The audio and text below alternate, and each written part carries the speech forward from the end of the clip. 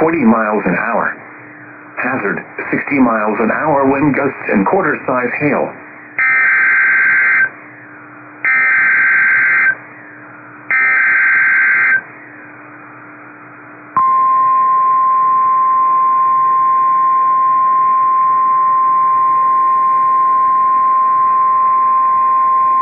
The National Weather Service in Milwaukee-Sullivan has issued a severe thunderstorm warning for northeastern Lafayette County in south-central Wisconsin, northern Greene County in south-central Wisconsin, southeastern Iowa County in south-central Wisconsin, southwestern Dane County in south-central Wisconsin, until 11 p.m.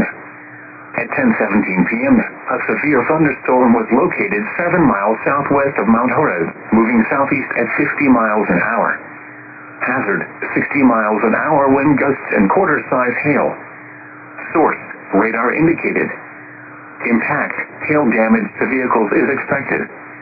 Expect wind damage to roofs, siding, and trees.